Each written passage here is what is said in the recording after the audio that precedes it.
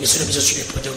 Première question de l'immunité sur le coronavirus. Est-ce que la maladie du coronavirus ezali coexister? Ce qui ezali coexister, batubazo ko lobebele za maladie ya kindoki. C'est l'obilo na kibokoko na prophète Nabino Simon Kimbangu bozo mona ngondingini. Est-ce que ezali maladie ya kindoki biza comme maladie nyonso? Merci papa tokoki ko benga yango maladie ya kindoki to eza ya kindoki te. To yebi bien que bango bazo benga yango virus. Bango bayebi que no virus eza eloko bango basalaka. Basali yango babwaki yango pa ya isika to pa ya peuple bango balingi bayokisa pasi. Tango peuple wana azoka pasi azokufa bango bazoka bien na bango ndenge bakaniseli bina likambo wana. Souvent soki totali makambo wana basalaka yango beaucoup plus epai ya biso bato mui biso bayindu. C'est combien de virus bango basali oyo baye kobwaka epai na biso. Baye na basida, baye na baebola oyo nyonso oyo. D'ailleurs même totaki kobela pe virus moko boye marqué totangaki yango kombo te na décembre janvier. Vraiment tobelaki bato bakufaki, il y avait des morts oyo bato bamekaki kutu kokoka ko compter kutu nombre de morts oyo bakufaki te. Mais biso to remarquaki na okela ba quartier ba jeune garçon ba jeune fille bana bakufaki ba médecin bayebi comment bien na ba hôpital bango ezalaki saturé. Mais comme ezalaki donc kaka eloko ekwe kaka na fimwa contre moko boye ya muke ba lobeli yango te ba luki yango pete tina ndenge emilongolaki nango yango moko. Emilongo laki na yango moko balukila yango pe solution te tamo susu balukaki solution nango te elekaki nango de la manière. Mais lokola eye epai ya bango bato. Lokola eye epai ya bango bato. Pour que biso de banyama bango de biso toze loko te. Tango eye epai ya bango bato. Ndoyo kimbela eye malade. Mais soko tali malade wana eza ya biso te. Eza ya biso te. Eza malade ya nzambe te. Eza maladi soki eza ya nzambe to eza ya satan ezali ya bango. Eza eleko na bango pe babela pe maladi. Wana eza ya biso te. Soki lelo boyeye kobeta ba porte na biso parce que eza na bato oyo bakendeke pe ko vivre lokola bato wana. Bakende koliaka ka lokola bato wana. Kolinga komijalisa lokola bato wana. Nde bango nde bato wana bake koza maladi wana nde basaluka ko forcer koya na kwawo. Parce que bango moko bazoye bakeno maladi wana ezo supporter température te. Mais ce que tali le logo nzambe na bolingo na ye kala température oyo tata nzambe azotia na kata mboko ezaka pona kokalinga maladi wana pour que exister te kotate parce que soki ekoti pa ya peuple na ye oyo o bango bazokufa kuna bazokosa o bango bazokufa kuna bazokosa. Merci. On a conclu de konanga mete sumbu la ndio. C'est que ya mwana o monike maladi wana ikoki kozala ya nzambe ikoki kozala ya satan et pas la bango nanu ezala no ya bisote. Merci. Bande ko bolandi mettre papa sumbu bazali beaucoup plus que le mamitali papa Simon Kimbangu lobi maladi wana ezali ko exister ezali ya bisote. Ezali de ya bango na c'est plein na plata lelo parce que ezali équilibré. Tozi bokoko tozo appelle éviter mettre chika izaka ni mundele be bokoko mettre chika bato baza kolanda biso parce que lelo plateau eza équilibré nzamba salinga ngolu bokoko so yo mundele so bokoko tena pasteur nalingi to lubila mettre chika maladie ya coronavirus ça existe. Si ça existe bato bazo tuna ba question ebele bazo ba maladie wana ezali ya biso te za pona mindele yo ko kolubani est-ce que maladie wana est-ce que ezali ya biso to ezali ya mindele? Merci beaucoup. Maître Chic Azali, représentant la lumière dans le monde. Oui. La lumière dans le monde est l'ensemble de toutes les connaissances. Alors, ils ont la connaissance, il y a beaucoup, ils ont la connaissance, ils alliés à Mondeli, ils ont la connaissance, ils alliés, il y a Bateau Bazali qui vivent de l'autre côté de la voile. Ensemble, les sont des alliés de la lumière dans le monde. Ceux qui les autres, ils allaient pour la pandémie ou ils allaient coronavirus, c'est parce qu'ils ont déjà épidémie, c'est parce que comme déjà mondial. Et là, c'est comme déjà mondial, on va utiliser le terme à pandémie. Alors, pandémie, ils allaient pour bêta Mokili. Mokili, ils allaient là-bas, pour subir. Tous allaient dans la guerre scientifique où Mokili faut subir. Et tous allaient dans la guerre où ils allaient spirituelle, dans les livres Apocalypse, et grand maître Jean a expliqué qu'il y a malade où tous allaient comme en pandémie où ils allaient première partie de la guerre scientifique. C'est parce que les armes chimiques ou les armes ou aussi ils allaient à destruction massive, ba mindele ba aussi les ressources qu'on utiliser en côté tel que ba armes nucléaires ou ba russe ba sili kozana yango tel que ba armes nucléaires ou ba américain ba sili kozana yango et kozana moins difficulté ba sila ko exploiter yango alors ba koluka forme mosusu ou ba ko exploiter les sagesse na bango ndetro leka na ba guerre pour sili kozala scientifique.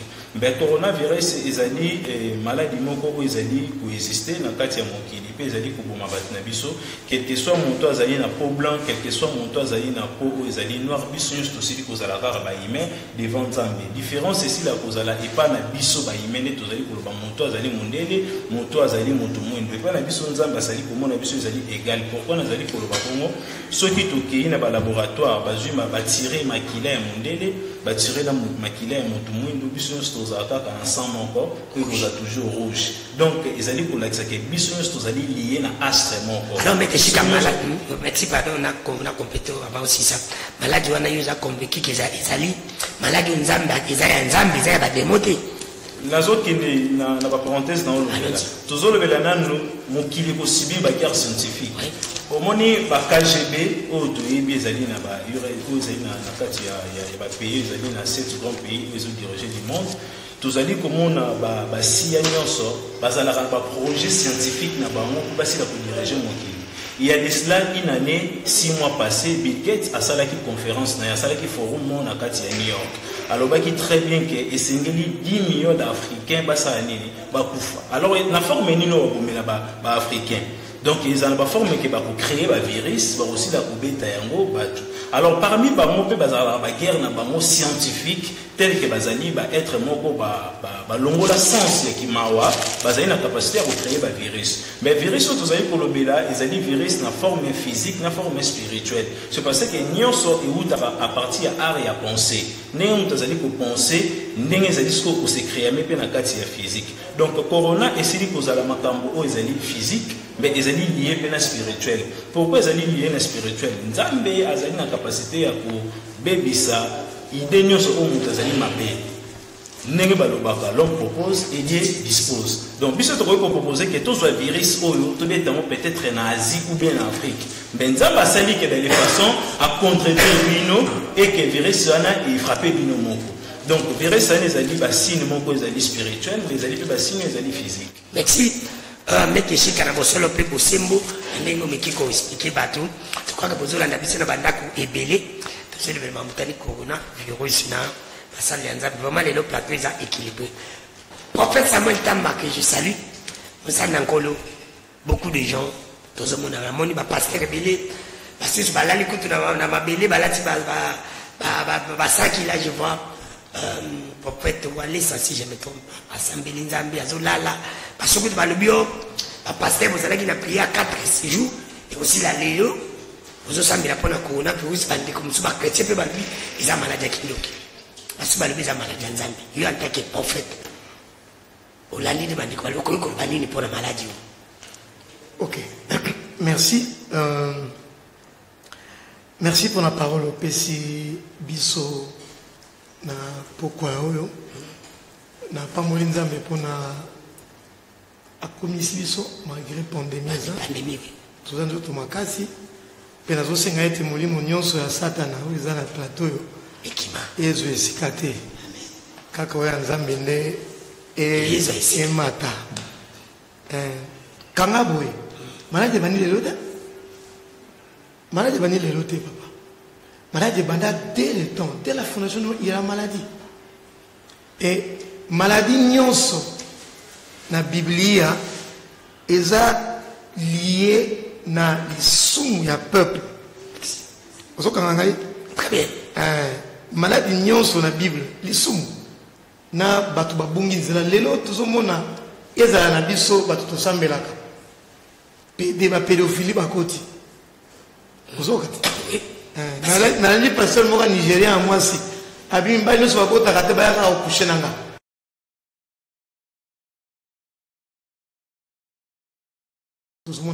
Corona. Donc, dans Deutéronome chapitre 28, dans la Bible, Deutéronome 28, verset 21. Quand tu n'obéis point à la voix de Dieu, tu as la malédiction. l'Éternel attachera à toi la peste. Peste, c'est la maladie. Jusqu'à ce qu'elle te consume dans le pays dont tu vas entrer en possession. Voilà verset 21. Donc, il y a verset 58. Qui est dans 61. Ce qui est tous en maladie au Égypte, il amènera sur toi toutes les maladies. Alors, prophète Samuel, oui. On est dans l'Ancien Testament. Ce qu'on est dans le Nouveau Testament et pas à Jésus. Matthieu chapitre 9, verset 2. Mutumoka taki na mwa problème ya pas Yesu. Yesu abiki sai. Yesu abiki sai abi masumu na yo. Ayepo na maladi. Mais Yesu abiki masumu na yo. Hein? Elimbisa mas. Tanga na yibongo mutu basa nini? Mutu abiki. Peto boso na zuzu telo komoko. Mokili oyo za na suka na mo. Mokili oyo za na suka na mo. Nzamba baka abo ba sumu kili teta ba bo même kili tanga kala n'est-ce pas? Otna zo bona question na yo. On est volé mususu. La Bible dit que parmi les signes à fin de temps, signe à liboso, dans nous, ils séduction, ma faux prophète, ma faux Christ. Donc, papa, il y a de la lumière, il y a de la lumière dans le monde. Pour nous dire comment on a un prophète, mais la Bible dit que nous avons un moko kaka mutako bikisama. Nous avons un Yesu Massi. Nous avons un kisi batu Yesu. Batu makomo un prophète, oh, on a un Philippe. Oh, nga yetel, oh, nga yizoki, n'est pas d'autant comme un prophète, des faux Christ. Et ça va.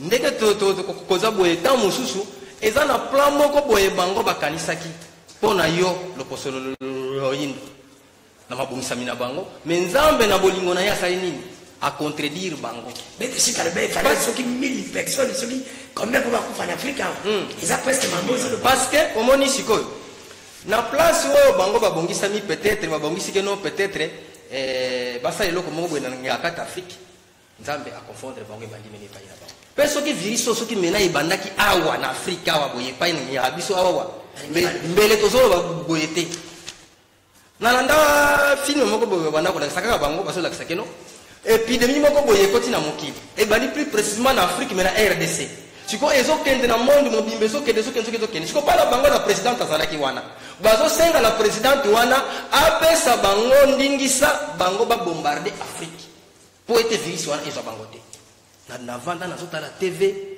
nazokamwa la présidente azoboya suka filme la présidente andimaki kopesa bango accès wana bakete na bafungoli coffre fort babimisi code mais yo zali d'accord te na malambo prophète alobi papa tozokende ti alors c'est parce que TV za bakei babeti mena code wana munduki wana bimi evanje na kata tarmac talaka mboka na sonike talaka sibitima koreke kidi suite nazwa te suko lekelanga na bi mais bato yo boye bazokanisa nini usomo bazokanisa nini parce que komekezana na ndeko ya kolia lokola bameki likanisi oyo na filme seke ezalaka eza na nganga mutu na bango omoni soki mena virus soki mene bandaki na Afrique awa mbeli na ndimi te mbeli na ndimi te mbeli peut-être balingaki bakata Afrique boye balongoli yango enfin ke virus ezwa bango te mais nzambe na bolingo na ye ntango so amoni boye te makanisa bato oyo ezokende malamu te pa ya peuple na ngai acontourne bango mais si ko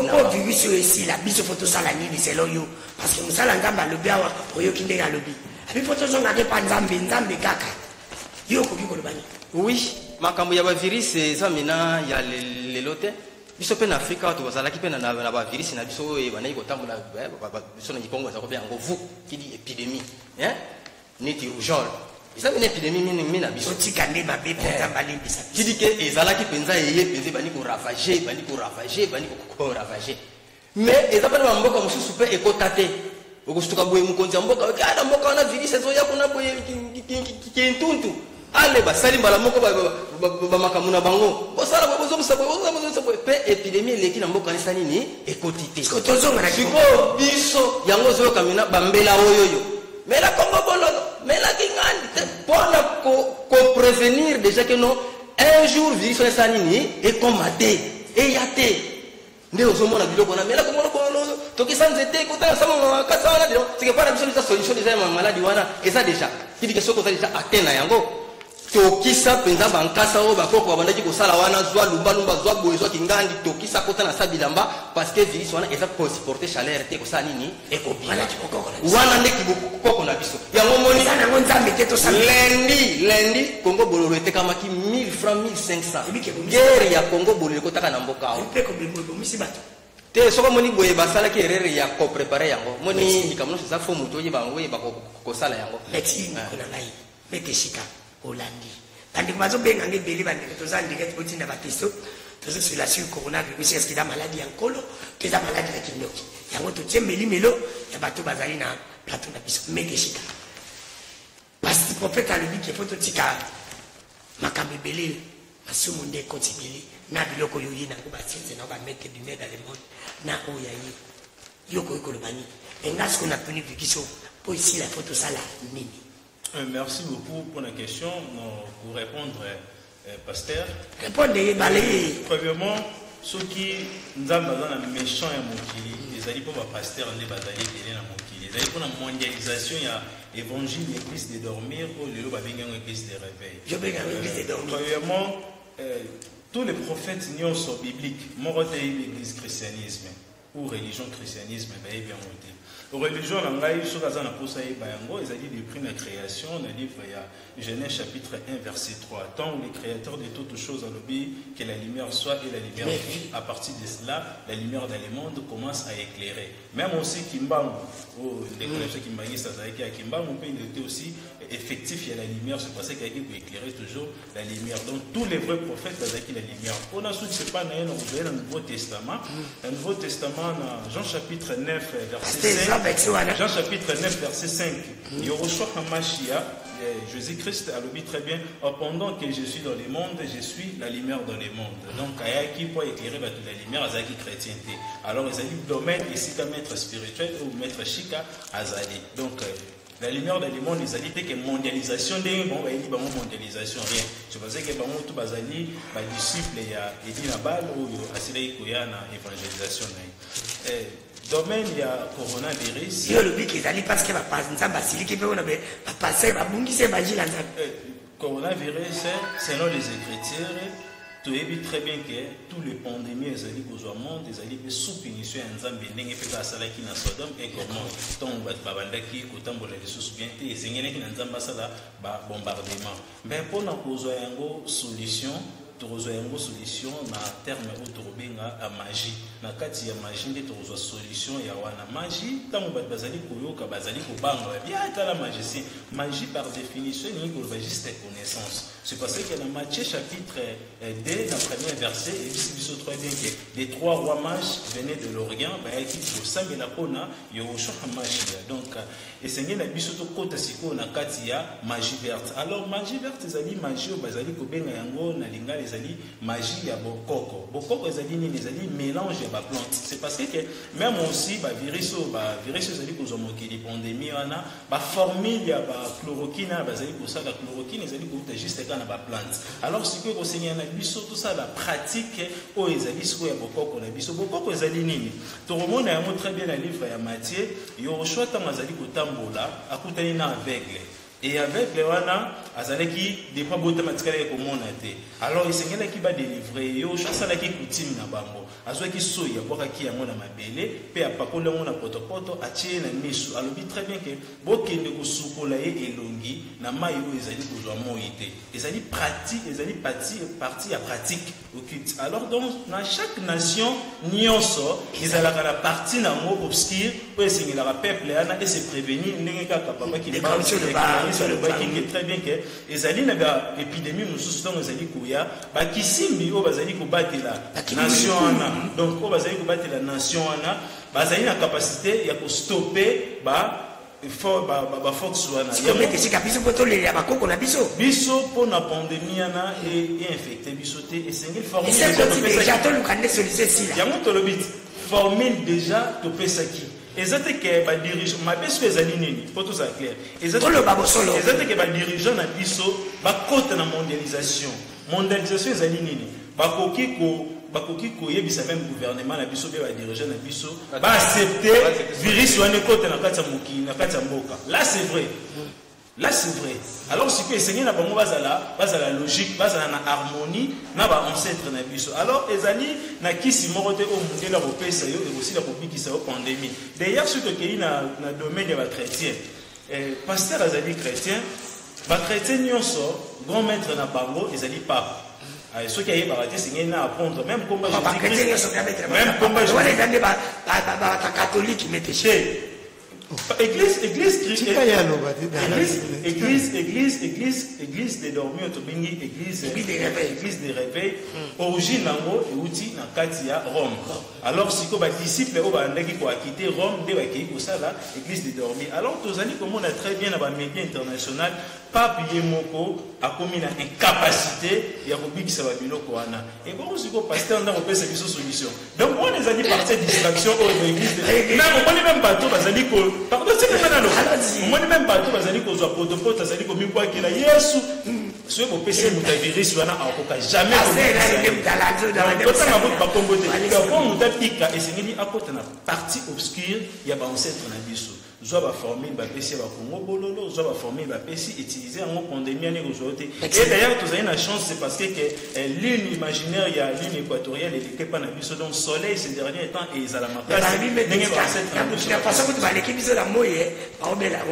mais peut-être une sous bango ba négliger c'est que origine ya ba ancêtre ya bakoko na bango merci mete shika ba degozo benganga ebele bo benga te botinda ba tester nous sommes en direct toujours de la sur coronavirus comment aussi parce que cette maladie existe déjà, pandémie et continue déjà dans le monde entier. Parce que le prophète Samuel Tam. Ce qu'on ramasse, mais moi, c'est quand à côté de l'Ibaron, je me dis, moi, je suis là, je suis là. Et continue en Italie. Quand on est placé papa, on est catholique, il est des papas pour Rome. Et vieille pays. Bon, comme ça, c'est une opération sur la masse.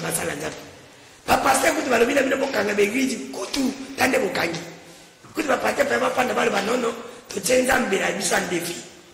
Tu vas ensemble, l'église est contactée parce que c'est Salima. On a confiance en Zambie. À quoi il y a pas de na kati na tambo comme mutu mo pas du coronavirus. Dieu est capable de tout. Mais puis no pe bondimi na bino l'état lobby ou bino pe bocheyu alors tu dis que l'état de bolo à qui de pour diriger pour la makila. Pour qu'on atoye na homme kaka neti moitié comme kaka neti mobile. Bino pe bo basala nzambe au continent na bino. Alors yoko yoko lobani na likabo. Ok, merci. Merci pour na motuna. Ramasser no pe ba. Oui, bien ramasser bango mo moke. Et puis na mekakopé sa suite réponse. Et que soit solution n'engeni corona virus. Ok. D'ailleurs, c'est que la première séduction, parce que la Bible, il y a un temps il faut savoir quel est le Dieu de ce là. Avec les grands na sepeli ko pour nam da pesi position na ye. Na meka ko tshama mo ko tumula mamuke ba panzika. So yemi ke potela ba ngade. Ba ngono so ba ta satan. Alors parce que là le baté, il y a deux camps. Soit on est avec Dieu, soit on est avec Satan. On nzambo ngana zulbela. Nzambo azul le kananzela ya Jésus-Christ. La Bible dit dans Jean 14, le verset 6, je suis le chemin, la vérité et la vie. Le chemin, Nzela. Solo. Tout ce qu'ils disent ici, c'est faux. Pourquoi? Parce que Nzela Yesu Masiya. Hier, je suis le chemin. Pourquoi je le babongo? Parce que Azam Motoyo, Nzambe Yemoka Poni. Dieu dit dans Romains chapitre 3, le verset 24, le verset 25, Bolandagara Jésus, Yeka, Yena Pona. Ça, ce n'est pas Christ qui parle. La Bible dit, Paul la Zoloba. Et quand il cite la parole de Dieu, ça m'étonne. En vertu de quoi va-t-on citer la parole de Dieu? Parce que Christ dit. Donc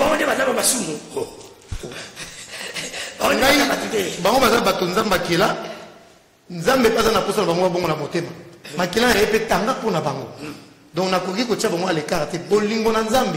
N'est pas besoin de monter manzambe Yesu. Mawezoto na yena motema. Christ a le Bible. Jean chapitre 1 verset 9. La lumière, cette lumière était la véritable lumière. Toutes les lumières dans autant à la lukuta. Parce qu'il y a une véritable lumière. C'est la Bible qui me le dit. Jean chapitre 9 verset 5. Et si Jésus a le dit très bien. Il y a même dans la parole. Laisse-lui parler, laisse-lui continuer. Allons-y. Moi je fais parler la Bible. Oh, bah d'autant on va comprendre des pétés. Parce que pour comprendre la Bible, il faut accepter Jésus comme étant le seul sauveur. Jésus est la véritable lumière. Jean chapitre 1, le verset 9. La Bible dit ceci. Cette lumière était la véritable lumière.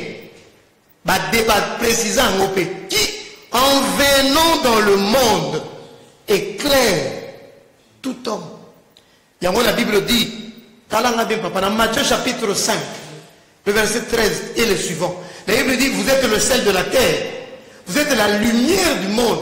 Jésus maintenant parle à tous ceux qui vont accepter son message. Donc, moto et la lumière, il faut andima que azul lumière wana et pas ya Yesu Masiya. Ceux qui lumière on est ailleurs, et la lumière on zambete, et la lumière va démon, et va satana. Pe bazana nguya moko na oesikate. La continue papa. Continue à ramasser. Tokotanga ba prophète ba totanga awate. Toute la lumière va dobimisa. Ah, pourquoi? Parce que la Bible dit. Oui, prophète Gamba. Quand même. Bible, Jésus a dit, je suis le commencement, je suis la fin. Je suis alpha, je suis oméga. Na 1 Corinthiens 15, 24, habitant à refiler boulot na yenyoso na soukatan à cause du royaume mboka oyo nzamba pesa ki akepesa ngwe pa ya nzambe. Ndenge toza boye nzela moko kaka ko bazoyo kanga esengeli balanda kaka nzela Jésus. Pourquoi? Jésus est venu mourir pour moi. Qui n'est pas mort pour moi. Oh, papa, c'est parce que Jésus est mort. Son sang. La Bible dit dans Jean 3, le verset 16. Dieu a tant aimé le monde qu'il a donné son fils unique. Yesu n'a pas kufa pour nanga. Nana Yesu Masiya quoi kufa pour nanga. Yesu tourne que sur le racimo qui manque pour nani. Ba cause le racimo qui manque makamo. C'est moi azala qui prophète Nzambe. Mais to ko place à Christ. Christ a moko. Oh Nzamba la kifaka moko. prophète qui m'a encore dit que prophète aux autant où nous sommes là. Et Jean-Baptiste, n'était Agabus, ceux qui peuvent autant à moi et autant appelé Samuel, autant nous sommes yébi. Mais tout ça éclairé kaka na lumière ya Yesu. N'est-ce pas moi parce que la terre est là. Parce que coronavirus ici là, il faut tout ça là nini kasi. Tout ça mais la kaka, mais tout ça na confiance ba wabi to ko za na confiance ya mindele parce que tu na confiance ya mindele ko sambela. Nzambe na pesa pe papa paneti ba Italie wana nyonso mayeli. Ndeko na ngai. Oui, parce que conclut notre pesa. Ba ko benga moto asambela ka pona titre te. Moto mususu ko benga ye awa pasteur nzamba lobi na yeba yete. Otala na Bible. On a chassé ba démon. On a na sécurisé bateau. On a salabo. Mais la Bible dit, je leur dirai que je ne vous connais pas.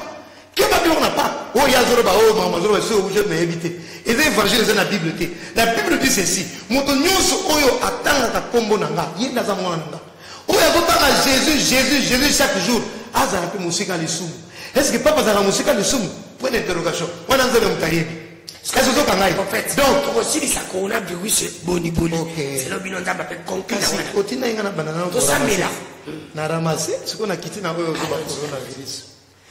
D'abord, c'est faux.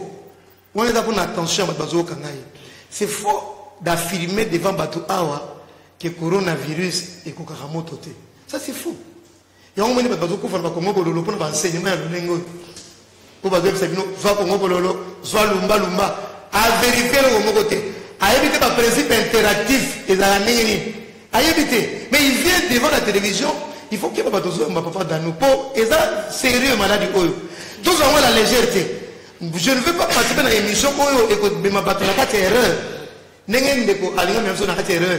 Et même maka elingaka nini moïté. Azu la moi. Ayoke la moi. Merci professeur. N'a pas qu'il n'y ait pas pour la réponse. En fait, la beauté, le dit tout ça, tout qui n'est pas de Mais si, c'est pas. En fait, à moi, étant ma maladie, on est à coronavirus. Ce que quand tu as bamboka net, il y a bis. Mon ingana na mwana nyuki na mai. Ils ont ba kati kuna na bamboka mo ba benga ngo ba luba ba isaka. Ok, non par exemple mindele bazati. Ba kisa mindele zati. Ce que koti. Nzamba za kapaba ba pesa ba konko na mai ile te basa le lomo. Pepi kisa ngwa ba kufa ka po kisa mindele zati. Ce qui na leki kutuna obenga ingana pona sura masula corona.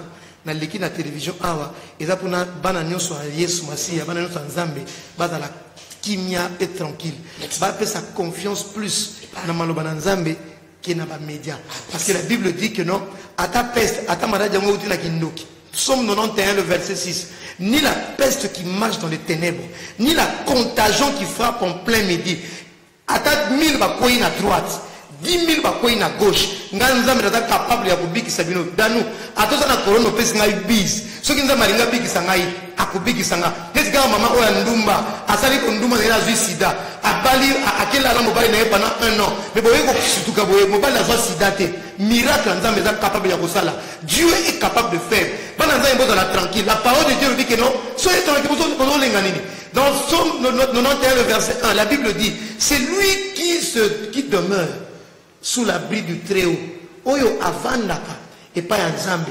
Oyo atika Nzambe azala mwana na ye. La Bible dit qu'il repose à l'ombre du Tout-Puissant. Notre Dieu est le Tout-Puissant. Akolongo la maladie kaka soka bi maladie sili lelo. Maladie pesili. Ozo kanga danu. Dieu a dit que l'ange de Dieu campe autour de ceux qui le craignent. D'après exemple, maman dans le sida, a joué en Bunduma nae. A sangi nous aura papa pendant 1 an, 2 ans. Mais papa va faire l'examen, a joué sida te. Batamo qui va comprendre en côté. Bango va sosoro en côté. Kaka nzambe oya lola, aza capable. Bana nzambe boza la tranquille kimia. Beaucoup le baneti batino sauté. Solution mokili oya dans l'église. La Bible dit dans Romains chapitre 8, le verset 19, car le monde entier attend la révélation des fils de Dieu. Le peuple dans la douleur, dans la souffrance, mais lui qui a un moko et pas un Nzambe. Ceux qui votent en Afrique, on a un Mabongisa Nzambe, Nzambe kakane, azana makoki, ya kobongisa makamoni.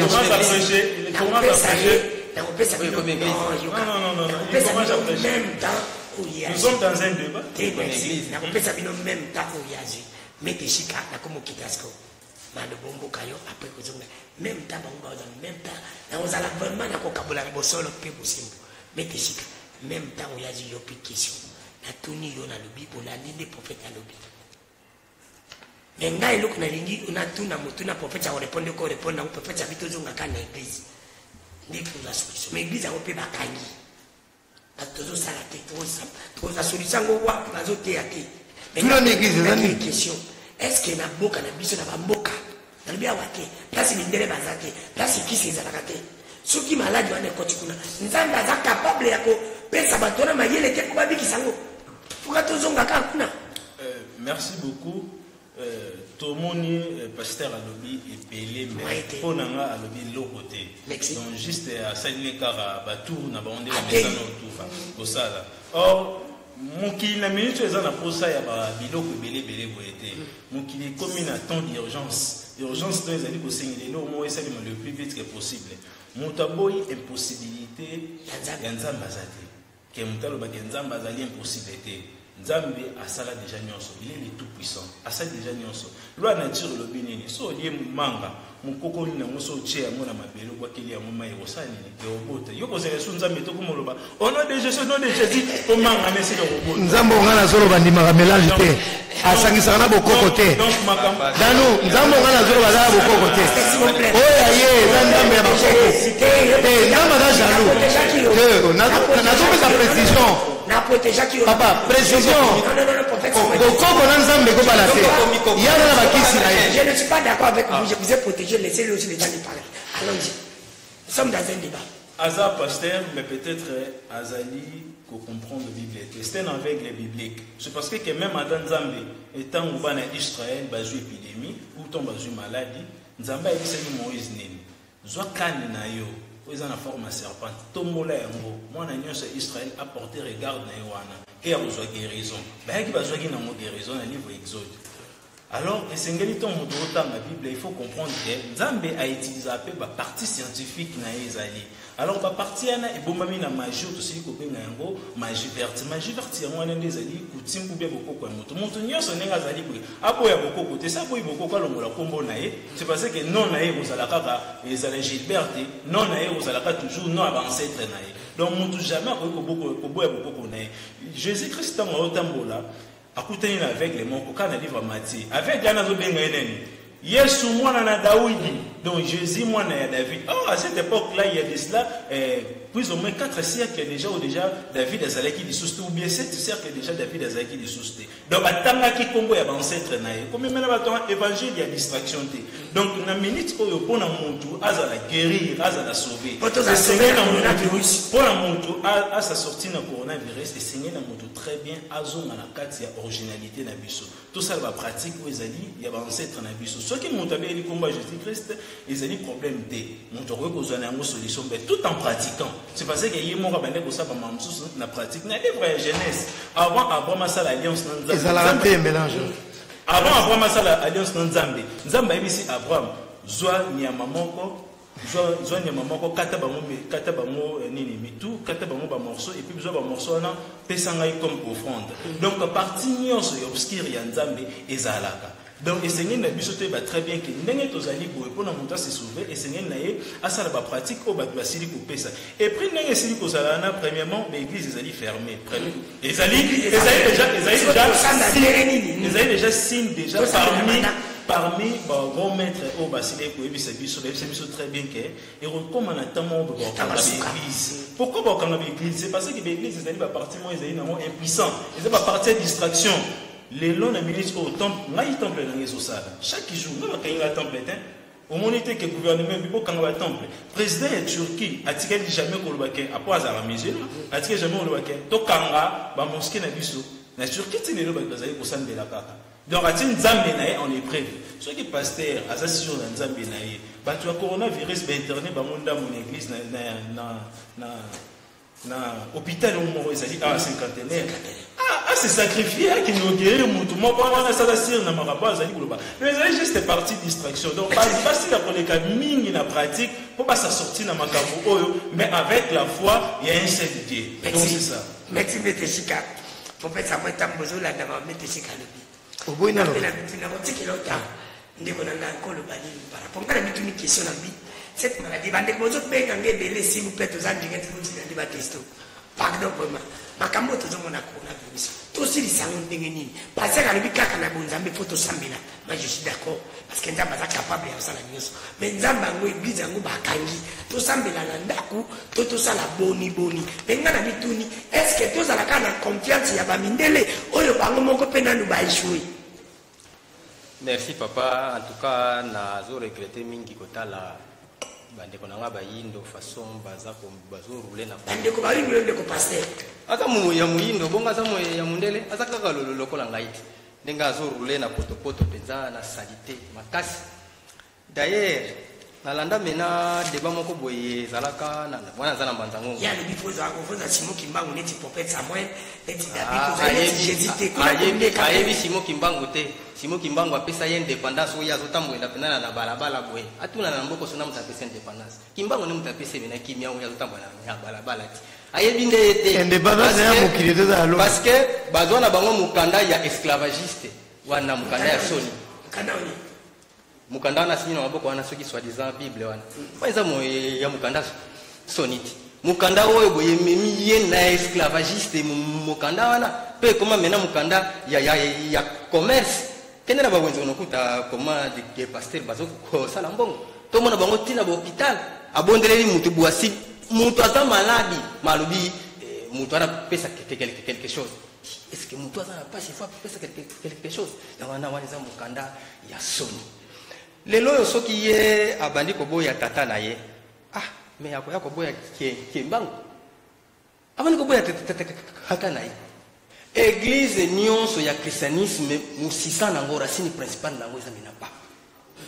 moko akoki kozala libanda na musisa ya christianisme amona hapu te akosi ye nde fondement osomo soki lelo boye tata na bango alobi keno mukanda oyo tolingi kolongola ngo ye mwana ya koboya ndenge nini nalanda émission moko boye nina loba na radio na manzangu na radio moko boye deben pasteur prêtre moko boye asasi pe mwa campagne na ye nasuka pe asalika ndenge baninga pe basalaka alors tango leki na kata télévision na kata plateau soza bane kotuna ye papa mais biloko boto mona ngona ba église de réveil tout ça yo bimiti na balabala ko sa campagne pe ko tsaba to maboko boye comme boni réponse à prêtre wana ezalaki ni alobi mama landa kelongi ya mwana te mwana mutalanda kelongi ya mama kidi nyonso bango bazo sala ya ngai mama c'est que pas eloko bango c'est que faut pas misana na moi soni na bango po bana ko critiquer catholique qui est leur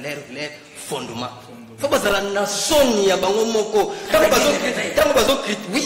bazo critiquer papa ngai na komona bango basa mina batia maboma sauti bango babimi awa na l'église charismatique na association ya mike wana ke paroisse misi ba jeune moko boye libanda babandi pe ko yemba ko teya bima na ba moyen wana c'est vers 1990 tango bana wenge babimi bango pe babimi bana l'église lobi bango bakoki ko lakisa tatara bango musafite fo bayoka d'abord soni kutu oyo boyezake no tatara bango koma na niveau wana te mais tango bango babaluki komona keno tata neti parce que na bango mettre fois basaka neti moi ko minimiser neti tata na bango neti ko lakisa neti bango pinza kinga te basé le côté tata na bango nde minanzela o bango nyonso bazali ko landa soki ya linga boya bukoko ninga bani ko luka ko boya bukoko wana abana ko ngana post ne mina ya nzoto est-ce que azalaki ndenge mina azali boye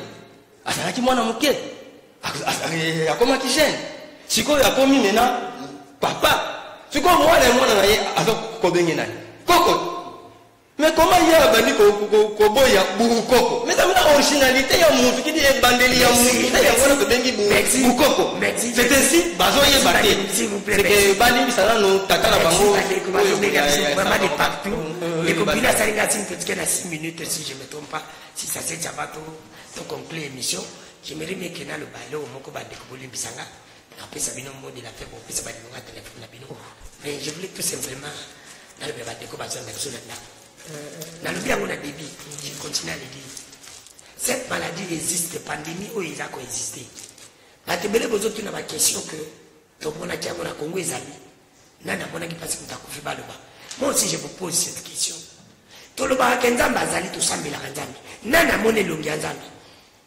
nani akanga yango photo. Nous croyons à Dieu que nous ne voyons pas. Mais pourquoi après la maladie ils ont boma ils ont quand même dit que tout sambela même au sambela nzambe ya wapi ndeko sambela parce que nzambe est capable ya kobongo la boki na zongeli na maloba on ndeko mettre chikana bipo na pasteur pasteur na mona dimanche ki ba benga wa testu bo fininga za compte na pasteur mona nyoka za nyoka na zalaka na bino mais nzambe na biso bato basakana kana mingi bacha penza na biso adefi parce que mon côté à cause de la coronavirus abikisi tout le monde a un bikisa ba koka tout le monde a place bazala raté faut bikisa ba maladie tout le monde a place bazala raté pas tout le monde beaucoup bikisa ba moto beaucoup sambe la peine nzambe te nzambe na biso s'il vous plaît wana yo okosa de mission parce que moi je suis conscient que nzambe na biso auto sambe avec le grand D baza capable ya bikisa alors ce qui te ont croire dans nzambe na biso to la na mindele te nzambe na biso ko bikisa samba kisi na bango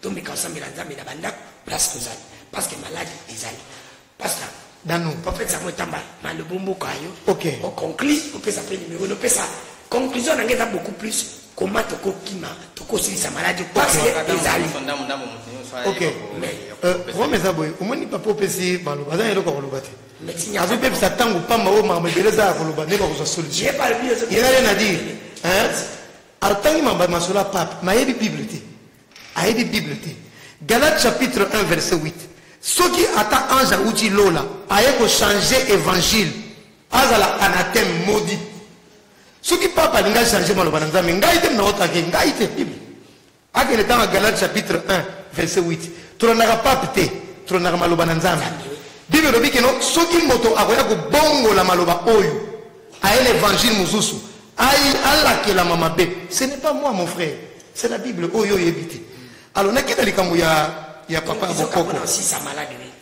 au moins ce moto ada na molimo santo te mona tanga Bible zati abeti masolo ba bokoko ya babika ya bikeko mais c'est qu'il oublie on est na tango ya ancien testament oh Jésus est venu accomplir la loi Jésus a dit les armes avec lesquelles vous combattez eza spirituel eza ya musunité eza ba bato otambola na mote ba kisi baza na mote pas na mo kisi mais ça mute ozoka ya kisi ina kama tamoli mote ya mute ni na boye ala ba nguya lukuta oh nazolo bate 4 minutes ala ba nguya muke e osala logo tête devant service net ngaya Yesu akokale kote po ala na nguya ata muke ko megata ko nguya za muke kisa zana wana eza ya muke bokoko azoluba parce que bokoko ya suka eza kwa Yesu Masia église est fermée ba bâtiment n'est pas kangi mais la véritable église n'est pas fermée la véritable église elle est spirituelle eza molimo na zo expliquer bango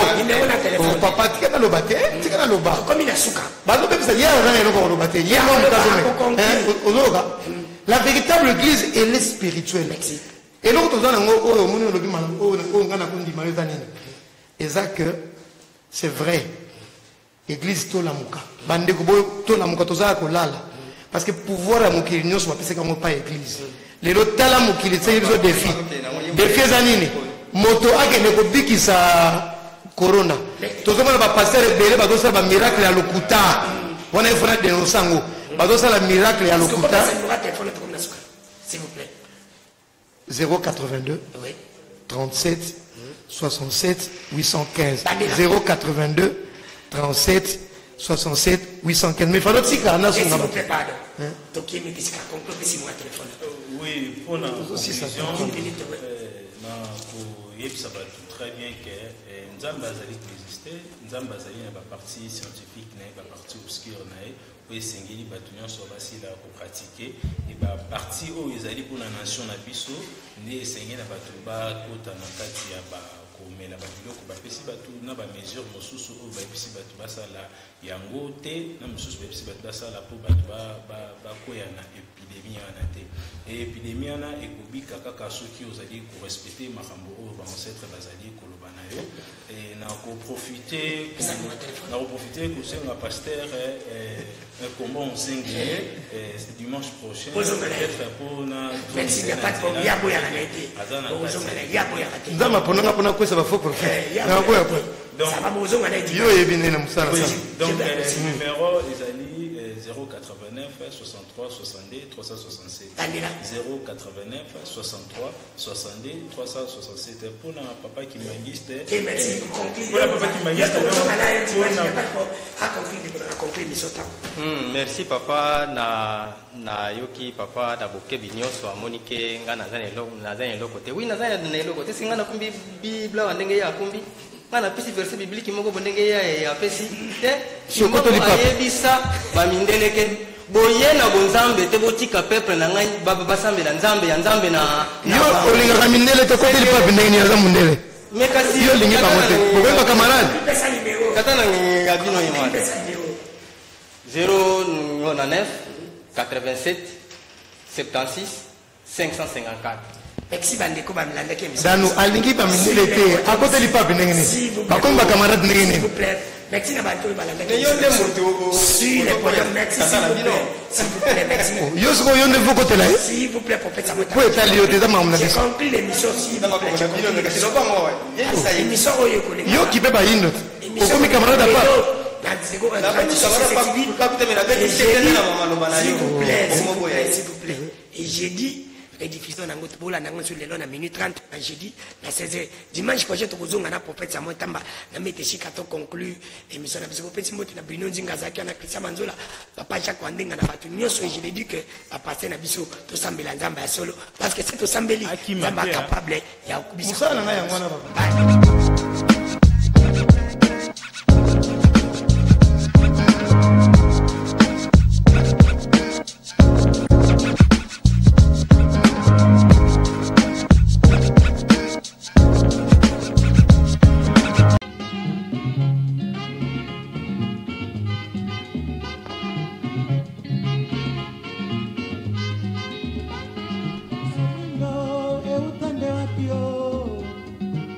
Osomino